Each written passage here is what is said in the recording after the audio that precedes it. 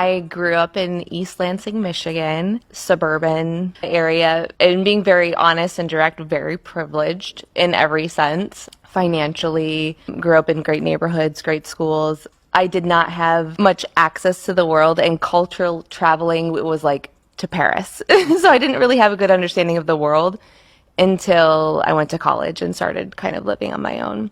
I was a devout Christian. I was actually kind of the oddball of the family. No one really understood me, but my family was very different, where they weren't attached to religion like I was. It was just something that I was naturally drawn to. And we can talk about it, but Islam later came into my life in my late 20s. Looking back, Islam kind of popped into my life over the course of a decade. My first introduction to Islam was my move to Morocco. And I have always been this free spirit. And I decided to take a year off of college and save up all my money and travel. So I went through Europe. I backpacked for several countries, and I decided to move to Morocco for 3 months. And then I taught English at the American Language Center in Tangier, and I lived with a Moroccan family. And because I just wanted to immerse myself in the culture, not the religion necessarily, I decided to live like them as much as I could. So I wore the abaya and the hijab, and I tried to fast with them, even though I would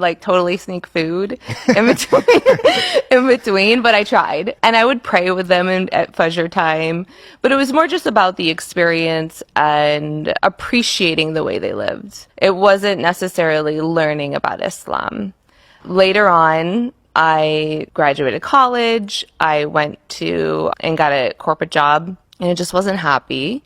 So I decided to literally quit, no thought into it. I just quit and I moved to Florida because I wanted to go to photography school. It literally was just an epiphany. I'm like, I'm going to be a photographer, with no thought behind it. It wasn't anything about that I've always dreamed of being a photographer.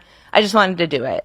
So I dropped what I was doing, moved to Florida, and second semester into photography school, I was given an assignment to do a documentary of our choice, and I decided to focus on why women wear the hijab, the Bible.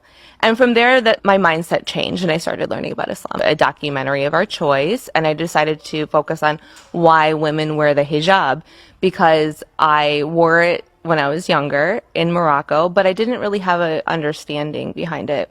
So I started interviewing local Muslims, and that's really what led me to my journey of studying Islam, because as I did the interview, I was very impressed with the answers, and I didn't realize how much of a closed mindset I actually had myself, because looking back, my questions were ignorant.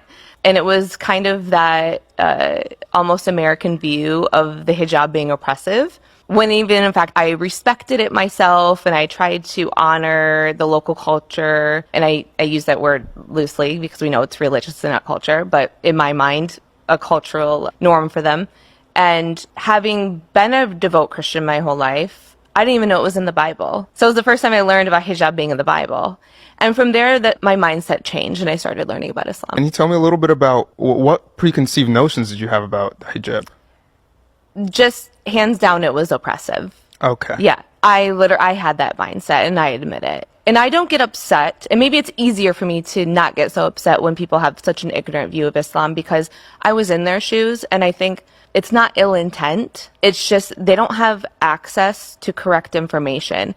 Now it's a little bit different because we're talking about the age of social media, where they have a lot more access to correct information. But if you think about it, the way I grew up, 90s and early 2000s, our information was from the news, and it's their narrative, not the correct narrative.